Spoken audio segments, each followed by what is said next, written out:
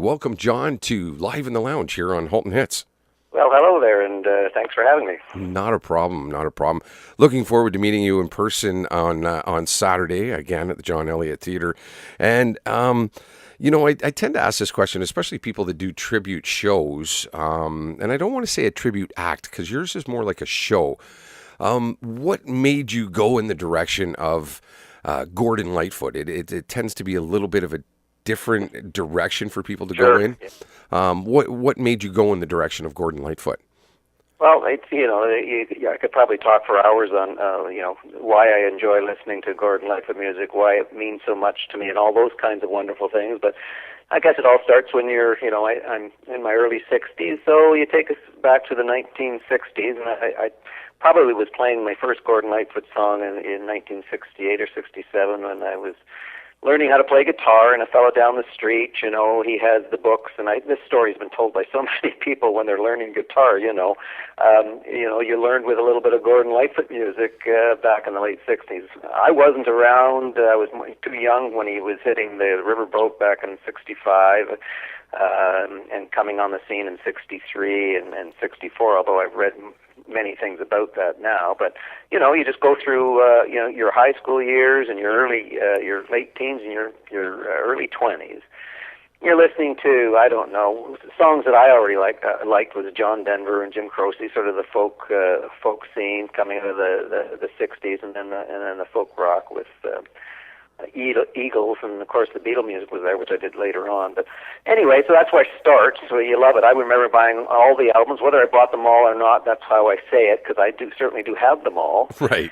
And you'd buy an album and you'd take it home and you'd put it on the record player, and sure enough, you'd sit down and you'd take the sleeve out, and I would just go through all the lyrics and say, what fantastic poetry, what fantastic, and the simple guitars.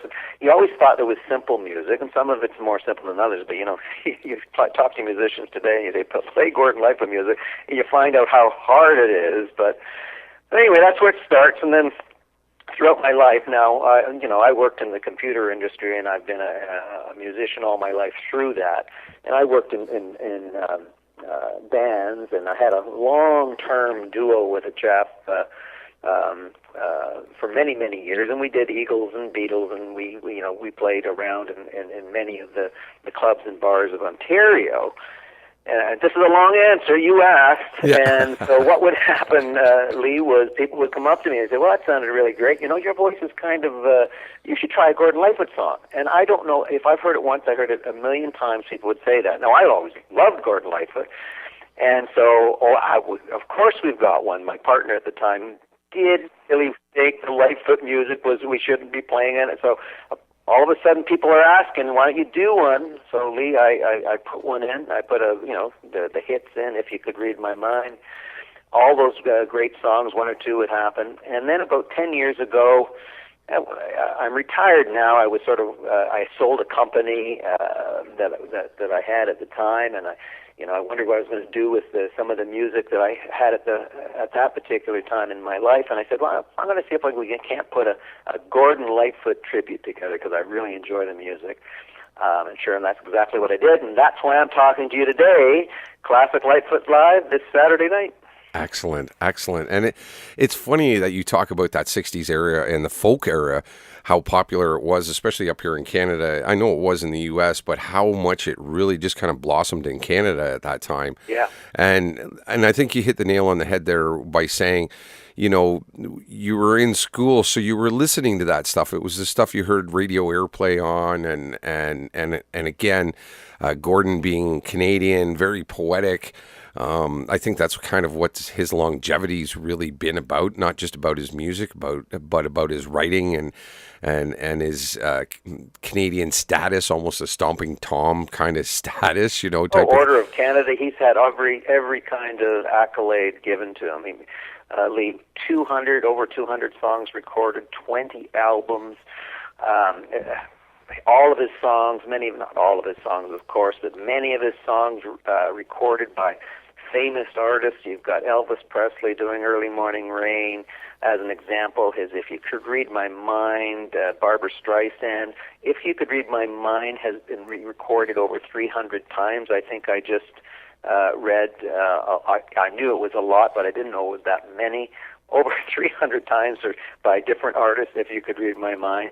It's funny, in his early days, even before that first album came out, which is just called Lightfoot, and it was released in January of '66, and it was recorded in New York in 1964. And Al Grossman was his manager at the time, and during the year of 1965, and that album did not come out until January of '66.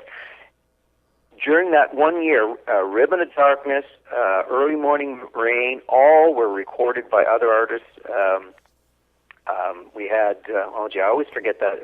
Ribbon of Darkness was not Roger Miller, but it always escapes me. But a lot of those songs were recorded by other artists during that year before his first album came out. So right. It was recognized around the music industry how well this young Gordon Lightfoot was writing material. So it's quite fascinating. Now, getting to the band, let's jump into that a little bit. I understand that we have a descendant of Gordon's in the band, but you also have some great other musicians in the band. Talk about them a little bit. Fabulous. We've got we've evolved through 3-piece, 4-piece, and we are just now 2 or 3 concerts into the full 5-piece band. There's myself, Malcolm Gould, Jim Jones, Eric Kidd, and Steve Ayers. Now, just a fantastic bunch of musicians.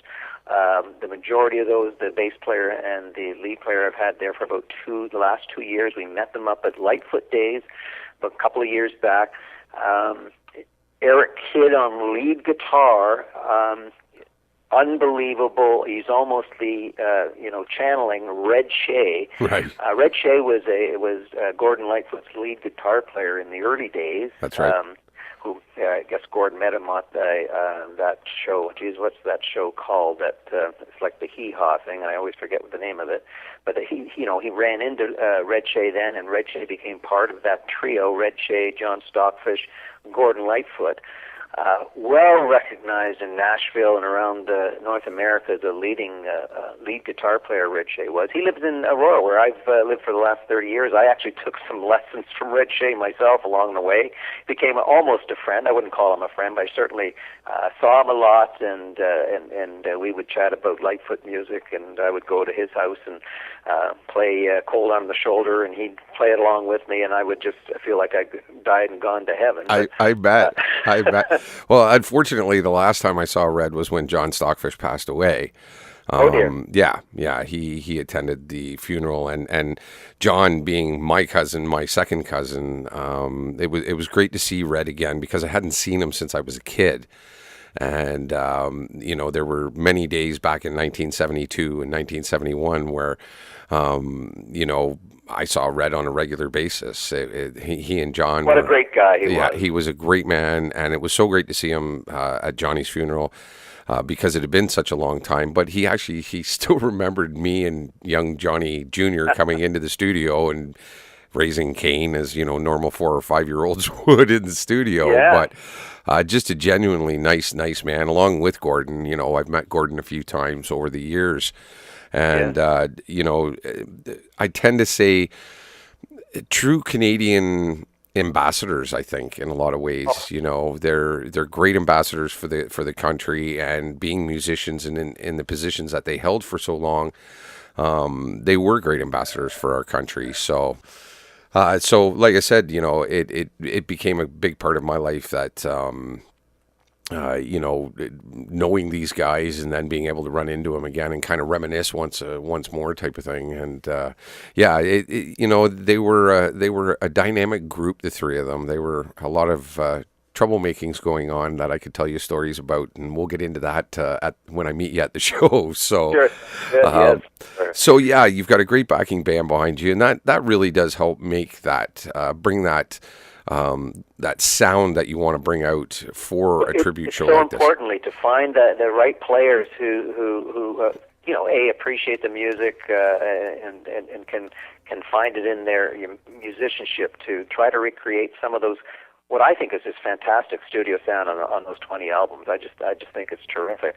I know they were all produced in different locations by different producers and that kind of thing along the way, but that's what we're aiming for. So this Eric Kidd guy on the lead guitar, and he also took lessons from he's been playing all his life. He's a consummate lead player, and then we've got on bass we have Steve Ayers, who is the son of Bev Ayers, who which is Gordon's sister, managed Gordon through the 1970s, the turbulent 70s, and so there's a lot of stories that Steve has about, of course, being that close to Gordon, and he's played bass all his life, and he's been playing with a great little duo all his time on bass with a duo called Even Steven, and they put a record out in the 90s, and they've been playing around Ontario, and I say let's play this song by Gordon Lightfoot, and Steve doesn't even miss a beat. He's got it immediately. He knows them all,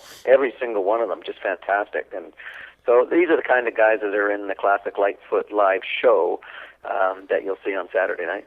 Excellent, excellent. And speaking of that, yes, that show going on this Saturday night at the Gordon Elliott Theatre or the John Elliott Theatre, sorry. John Elliott Theatre. Yes, the John Elliott Theatre in Georgetown. And you can give them a call at 905-877-3700 to get your tickets for this show on Saturday night. And we do know it's Thanksgiving. We are aware of that, but not everybody celebrates Thanksgiving. So come celebrate with the Gordon Lightfoot tribute show going on at the John Elliott Theatre. I'd like to take this time to thanks for reaching out and talking to us today. We look forward to a great show at the John Elliott Theatre. Do you have a website page people can go to check out other shows that might be going on? Absolutely. It's classiclightfoot.com, so you can go there, and that can lead you to purchasing some tickets, and you can see some more pictures and videos of the band if that's of your interest, but classiclightfoot.com. Perfect. And they can also check out any other venues or any other events you may have going on throughout the year. So, absolutely. They're all there. Oh, man. Kids and their cell phones. They're dangerous. Thank God for editing. Somebody got it. Good. So now I got to get back into that mind frame. So yeah, once again, we're talking with John Stinson, leader of the Gordon Lightfoot tribute show that's going to be going on this Saturday at the John Elliott Theatre. And John, thanks for taking the time to talk to us. I do appreciate it. We look forward to meeting you on Saturday and look forward to seeing an absolutely spectacular show. Thank you very much, Lee. Thanks for having me. No problem. So that was John Stinson, leader of the Gordon Lightfoot Tribute Band and Tribute Show that's going to be going on at the John Elliott Theatre this Saturday, October 7th. Show starts at 8 p.m. Tickets are available. There's not a lot left, but there are tickets available.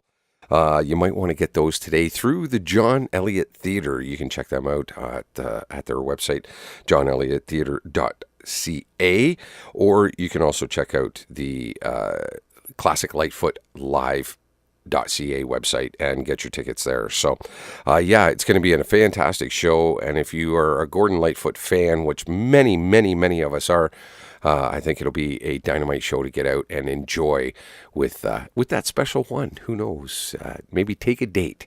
But get your tickets early because seating is limited at the John Elliott Theatre, and a great theatre to see a show like this. So thanks again to John for that. We do appreciate it, and we look forward to seeing his show this Saturday, October 7th, at the John Elliott Theatre.